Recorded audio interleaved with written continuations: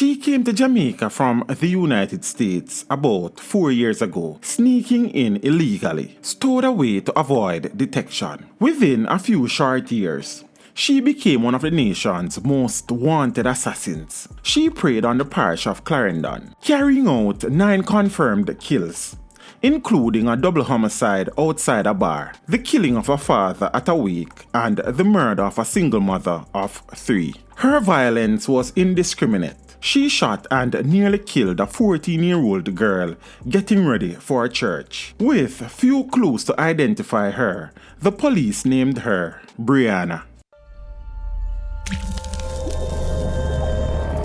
Teach them! Always make sure the message reach them!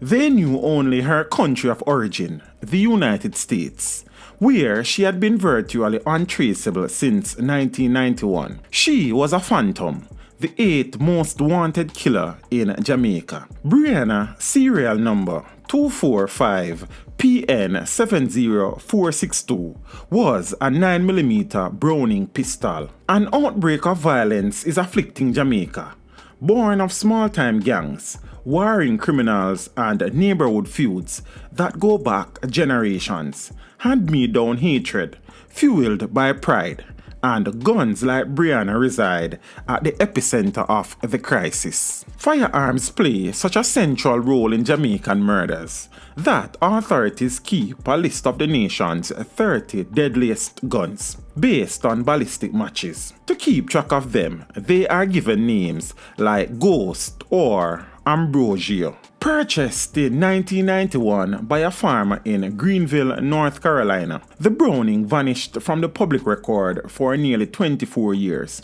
until it suddenly started wreaking havoc in Jamaica. For 3 years, its ballistic fingerprint connected it to shootings, mystifying law enforcement. The authorities traced the serial number back to the handgun's original owner, but that did not explain how the weapon wound up in Jamaica decades later, or how the authorities could prevent the next Briana from arriving. Johnny Ray Dunn walked into a North Carolina gun store in the fall of 1991 and purchased the Browning 9mm pistol. With its all-steel frame, the gun was built to weather abuse, with a reputation for accuracy and functionality. Mr. Dunn, a farmer, handed over his details and went home with a gun that, if maintained, would last a lifetime. That is where Briana's paper trail began and ended. So, when Mr. Dunn's gun suddenly showed up in Jamaica, linked to a series of homicides from 2015 through early 2018, no one could figure out how it got here. Mr. Dunn died in 2011, according to a newspaper obituary, and is not considered a suspect in the gun's path to Jamaica. All authorities know is that, more than 20 years after being sold in North Carolina, the handgun became one of the most lethal in Jamaica, the tool of a one-eyed gangster named Hawkeye. Samuda Daly got the nickname as a boy. He saw poorly out of one eye, and after an unsuccessful surgery left it covered in a milky film, his alias was born. Daly was a product of violence, shaped by its near constant presence in his life. As a child, a relative said, his mother was stabbed to death by his uncle. By 9th grade, he had dropped out of school to start working at a sugar factory, telling his family he did not want to rely on anyone. He joined the Gaza Gang, a clique of young men who had grown up together in a knotted cluster of streets in Clarendon. They began by hanging out, not fighting, but in the crucible of poverty and desperation, where small conflicts can turn deadly. They ran afoul of a similar group, the King Street Gang. The rivalry grew quickly. On the 19th of September 2015, almost exactly 24 years after Mr. Dunn purchased the gun, the first sign that it had made its way to Jamaica appeared. A man named O'Keefe Martin was killed with an unknown 9mm Browning pistol. There was no money or territory at stake, residents say. The motive seemed to be revenge. The girlfriend of the Gaza gang's leader had been shot by mistake in an earlier episode. She survived, but the rumor mill led to Martin, and retribution came swiftly. The gun lay dormant for a year before claiming the life of a 17-year-old Shane Sewell on the 6th of September 2016. He was walking home, having left a bar after a night with friends. He ended up in a ditch riddled with bullets, some from the mysterious Browning. Officials believed he was killed in a dispute over a different firearm. The reality is that in Jamaica, guns are often rented out by their owners, as hardware store might rent tools. Someone looking to commit a robbery or even kill someone pays a fee to use the weapon. Afterward, the gun is returned. Given a gun's income potential, when one is lost or stolen, the consequences can be deadly. In the summer of 2017, the Browning struck again.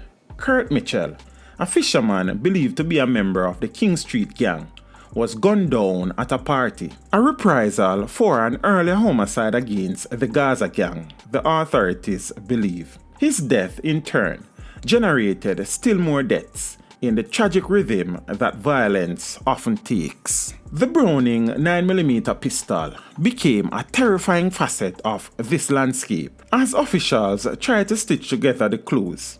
The gun was repeatedly being used as an enforcement tool of the Gaza gang, often by Daly, the killer known as Archive. He was quiet, never bragging about his exploits, residents said. He did not need to.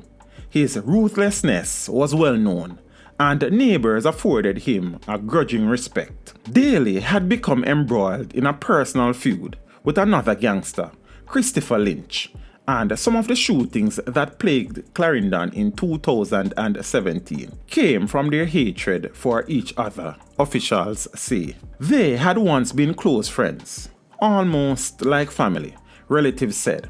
But the former intimacy now burned with an equally intense hostility. Daly tried to kill him on a Sunday in 2017 when he spotted him walking home from a football game. He fired at Lynch, who took off running through the woods and escaped, officials say. But a stray bullet struck a 14-year-old girl in the stomach as she prepared for church. Luckily, the girl survived. Months later, Lynch's father was at a wake at around 10:30 p.m. Investigators now believe Daly stormed the wake and began shooting. The elder Lynch died. 3 others were injured. Once again, the bullet fragments connected the shooting to the Browning 9mm pistol. Jovane Hall was DJing at a local bar near Clarendon at 11:30 p.m. on the 6th of October 2017 when gunmen burst in without warning. After robbing the bar and its patrons, they opened fire, hitting Hall, who died on the way to hospital. Officials recognized the culprit, a weapon they had come to hate, the Browning 9mm. The murder was the beginning of a spree. 2 days later, another shooting occurred at the Three Sisters bar at around 10:50 p.m. 2 friends, Clovis Coke and Otis Gordon, were standing outside drinking when a car pulled up. The shooter fired 21 shots and sped off. Investigators found yet another set of 9mm fragments. This same weapon haunted the home where Jody and Harvey was killed less than 2 months after Coke, in what some believe was a case of mistaken identity. Gunmen charged into her one-room home, kicking open the door and firing on Harvey and her daughter as they slept in the small bed they shared. Harvey covered the girl with her body, taking 6 9mm rounds in the hail of gunfire. Her daughter survived. Joy Kamok, the girlfriend of the Gaza gang's leader, the person who had been shot by mistake and survived, starting the cycle of revenge that first set the handgun loose on Jamaica, was killed on the 21st of January 2018. The casings matched the earlier crimes. The gun killed Miss Kamok as well, officials say. She was home alone with her daughter when she heard a noise, the police say. It was just after midnight and the smell of smoke filled the air. She raced outside and found a fire burning in her front yard. She knelt to extinguish the flames and was shot multiple times by an assailant hiding in the shadows. Her daughter, one of 3, hid inside. When the girl emerged, her mother was dead, lying face down in the yard. By early 2018, the authorities were still no closer to finding the gun. They knew its caliber and even the conflict the gun was caught in. But while Daly, the enforcer known as Archive, was still alive, no witnesses dared to testify. At around 11 p.m. on April 28, an off-duty policeman was having a drink at a local bar in Clarendon when 2 men showed up to rob it. One of them was Daly, who flashed the Browning at patrons and demanded money. The officer drew on the 2 men and announced himself, officials say. Daly turned and fired, but the policeman had a drop on both men, killing Daly on the spot, and like that, the gun was off the streets. Teach them! Hey, yo, yellow! Send the message and make it reach them. It's teach them. Right here, Warlord representing. Thank you for watching. Please leave a comment below. Remember to like and share the video. Don't forget to subscribe for more awesome content. Follow me on social media and check out the suggested videos on screen. This is Teach saying, until next time, walk good, my friends.